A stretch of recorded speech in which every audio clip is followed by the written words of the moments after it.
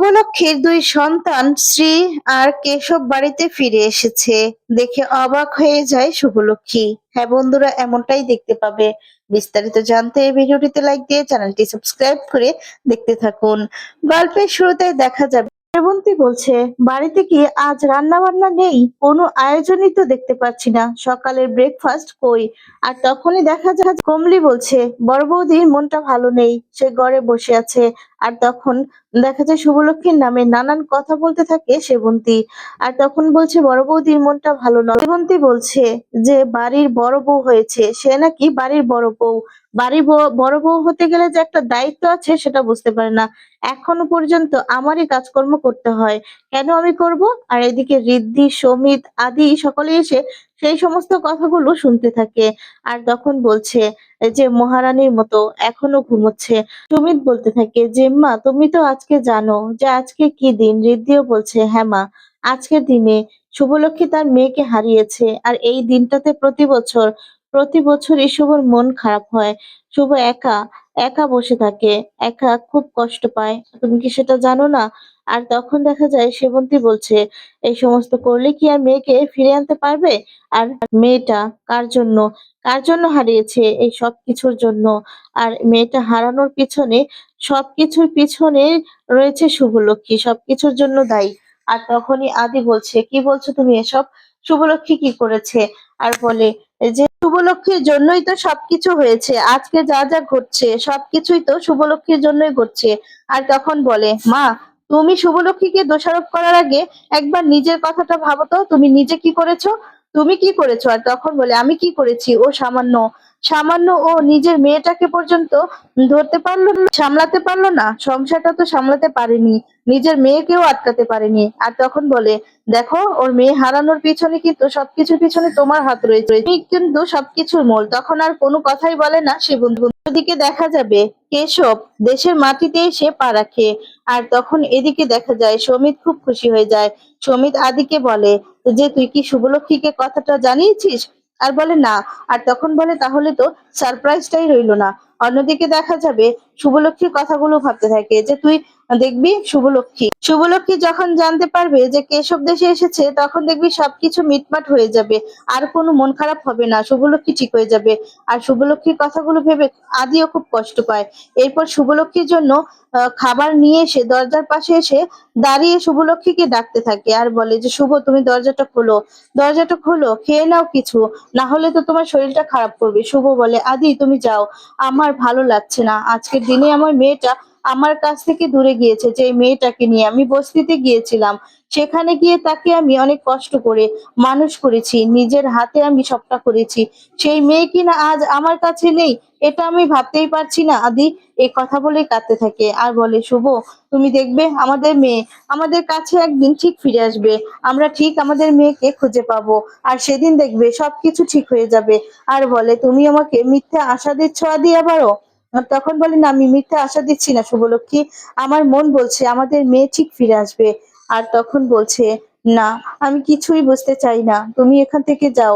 এরপর বলে, তুমি তো নিজেকে ঘরের মধ্যে বন্দি করে রাখলে তোমার মনটা আরো খারাপ হবে, তাই বলছি তুমি বেরিয়ে আসো। এরপর শুভলক্ষ্মী কোনো কথাই শুনতে চায় না। আদিও শুভলক্ষ্মীর কথা শুনে খুব কষ্ট পায়। আদি বলে মনে মনে যে, আজকে যদি সেই নেকলেসটা যে কিনেছিলাম সেটা যদি আমার কাছে থাকতো, শুভকে দিয়ে বলতাম যে এটা তোমার মেয়ের জন্য কিনেছি, তোমার মেয়েকে যেদিন দেখবো সেদিন এটা পরিয়ে দিব। শুভ হয়তো খুশি হতো, সারপ্রাইজ ভাবে শুভ খুশি হয়ে যেত। আর বলে, আমাকে যে করেই হোক ওটা আনতে হবে। এদিকে তখন শুভলক্ষ্মী বসে কাঁদছে, চারোদিক দিয়ে স্ত্রীর ছবিগুলোই রেখে আছে। আর তখন বলছে যে, আমার মেয়েটা কোথায় আছে, কি করছে, কিছুই বুঝে উঠতে পারছি না, কি কি অবস্থায় আছে, কিভাবে খাচ্ছে। আর তখনই এদিকে সমিত এসে আদিকে বলে যে, বড়দা ভাই, এভাবে কোনো কাজই হবে না, শুভলক্ষ্মী কিছুতেই দরজা খুলবে না, তুই এভাবে কষ্ট পাস না, শুভলক্ষ্মীকে খাওয়ানো যাবে না। আর তখন বলছে, কি করব আমি বল, আমাকে তো চেষ্টা করতে হবে, ওর তো শরীরটা খারাপ করবে, ওকে তো খেতে হবে, ওর মানে আমার মেয়ের জন্য। আমি শুভর মুখের হাসিটাও এখন পর্যন্ত দেখতে পারিনি 20 বছর ধরে। শুভলক্ষ্মীর মুখের হাসি যেন শেষ হয়ে গিয়েছে মেয়ের সাথে সাথে। তবে যে এই দিনটা আসবে যে আমার মেয়েটা ফিরে আসবে, আমি শুভলক্ষ্মীর সেই মিষ্টি হাসিটা আবার দেখতে পারবো। তখন সুমিত বলে, চিন্তা করিস না দাদা ভাই, একদিন সবকিছু ঠিক হয়ে যাবে, বলে যে তাই যেন হয়। আর তখন বলে, আচ্ছা তুই একটা কাজ কর না, ওই গিফটটা তুই নিয়ে আসার ব্যবস্থা কর। তখন বলে ঠিক বলেছিস, ওই গিফটটা মেয়ের কাছ থেকে দেখি আনতে পারি কিনা। আচ্ছা মেয়েটাকে ফোন করি। সমিত বলে যে খাবারটা কি আমার কাছে দিবি? তখন বলে না থাক। আর তখন সমিত সেখান থেকে চলে যায়। আর আদি ফোন করতে থাকে মেয়েটাকে, কিন্তু ফোনটা কিছুতেই রিসিভ করছে না। এদিকে আম, আরিয়া ফোনটা দেখে আবার কেটে দেয়। আর এদিকে দেখা যাবে সবাই সবাই খাবার টেবিলে খেতে বসেছে। আর তখন সবার মুখে হাসি, সেবন্তী কিছুই বুঝতে পারে না যে কেন। আর তখনই হঠাৎ করেই দেখা যাবে রিদ্ধি বলে ওঠে, আজকে তো আমাদের আনন্দের দিন, আমাদের কেশব আর সারপ্রাইজ। আর তখনই এই কথা বলতেই সেবন্তী অবাক হয়ে যায়। সেবন্তী বলে, কিসের সারপ্রাইজ? আর এদিকে দেখা যাবে সেবন্তী একটু শরীরটা খারাপ দেখতে পায়। সাজ তখন বলে, তোমার শরীরটা খারাপ দেখি আমি একটু পেশাটা মেপে দেই। তখন বলে থাক, কিছু করতে হবে না। আর তখনই মন খারাপ হয়ে যায়। ঋষি তখন বলে, আচ্ছা ঠাম্মি, তুমি মুখটাকে কেন এরকম করে রেখেছো বলো তো? তুমি এরকম করে থাকলে কি ভালো লাগে? লাগে না তো। আর তারপর দেখা যাবে সাজ আদির কাছে যায় আর গিয়ে বলে যে ঠাম্মির শরীরটা ভালো নেই। আর এদিকে তখন দেখা যাবে সেবন্তীর ব্যবহার দেখে মহনা অবাক হয়ে যায়। মহনাও মন খারাপ করে ফেলে। আর রিদ্ধি এদিকে হঠাৎ করে আচমকা কথাটা বলে ফেললেই এদিকে সবাই রিদ্ধির মুখের দিকে তাকিয়ে থাকে। আর তখন সেবন্তী বলে, কি বললি তুই?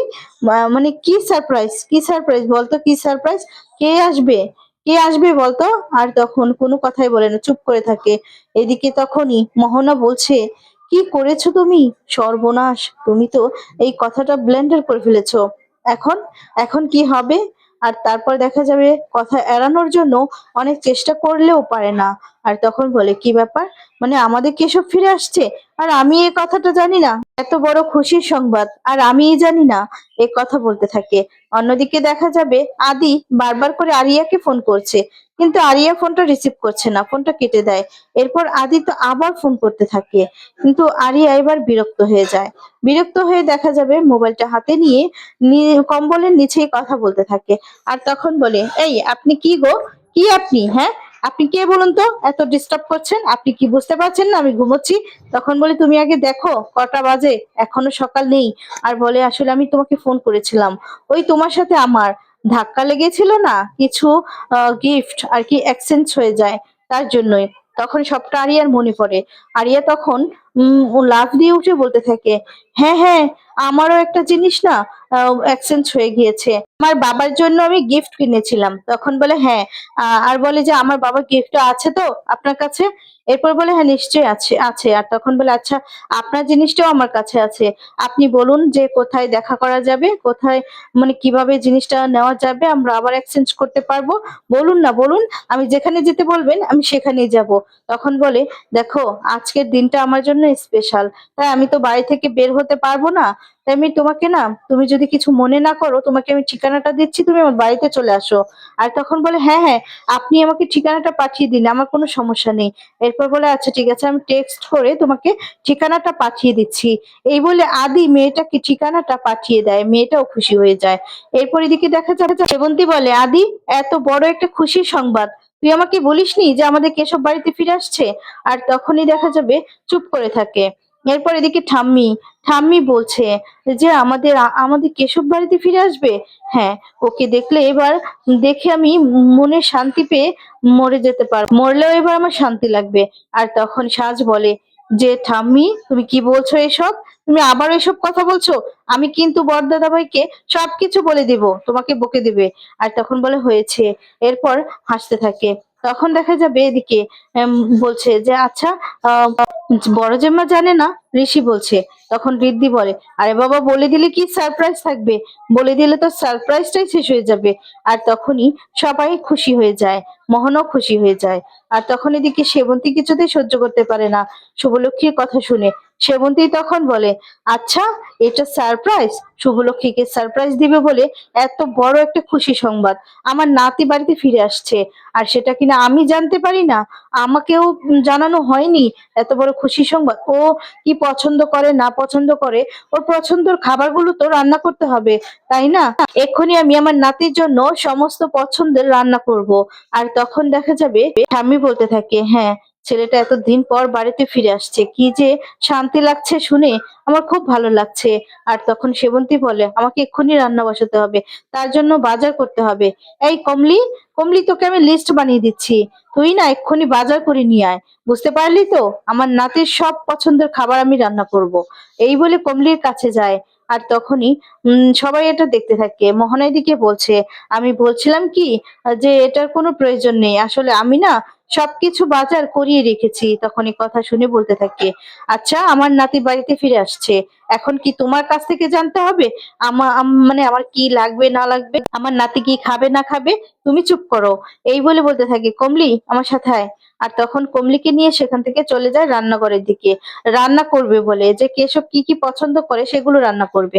আর তখনই দেখা যাবে এদিকে সবাই খুব খুশি হয় কেশবের জন্য, কেশব বাড়িতে ফিরে আসছে। এদিকে তখন অয়না বলছে, বর্ধা ভাই তুই চিন্তা করিস না, দেখবি বৌদি ভাই যখন জানতে পারবে যে কেশব বাড়িতে ফিরে এসেছে, তার মনে না সমস্ত দুঃখ কষ্ট সবকিছু ভুলে যাবে, সবকিছু আবার আগের মতো সবকিছু হবে। আদি তখন বলে, তাই যেন হয়, আমি তো এটাই চাই। কেশব আসলে হয়তো আমার শুভর সেই মিষ্টি হাসিটা হয়তো বা আমি দেখতে পাবো। সেই মুহূর্তে দেখা যায় শুভলক্ষ্মী নিচে নেমে আসে আর কেশবও বাড়িতে ফিরে আসে। কেশব তখন এসে বলতে থাকে, মা। মা বলে চিৎকার করে উঠে শুভলক্ষ্মীর দিকে তাকিয়ে। সেই মুহূর্তে সেখানে আরিয়াও বাড়িতে আসে। আরিয়াও তখন এসে ঘুরে ঘুরে দেখতে থাকে আর বলে, এটা বুঝি আপনাদেরই বাড়ি? আর তখন তো অবাক হয়ে যায় শুভলক্ষ্মী আর বলে, তুমি? আর তখন আদিকে আরিয়া বলতে থাকে, আসলে সে নেকলেসটা না আমি ভুল করে পরে ফেলেছিলাম। তখন নেকলেসটা খুলতে যাবে, সেই মুহূর্তেই শুভলক্ষ্মী দেখতে পায় যে সেখানে শ্রী নামে সেই লকেটটা। আর তখন দেখে তো খুব অবাক হয়ে যায় আর বলে, শ্রী, আমার শ্রীর নামের লকেট? আর তখনই খুলতে যাবে, সেই মুহূর্তেই দেখা যাবে শুভলক্ষ্মী বলছে, থাক, তোমাকে খুলতে হবে না, তোমারও তো মা নেই, আজ থেকে তুমিই আমার স্ত্রী। শুভলক্ষ্মী ভালোবাসা দিয়ে ভরিয়ে দেয় আরিয়াকে। আরিয়া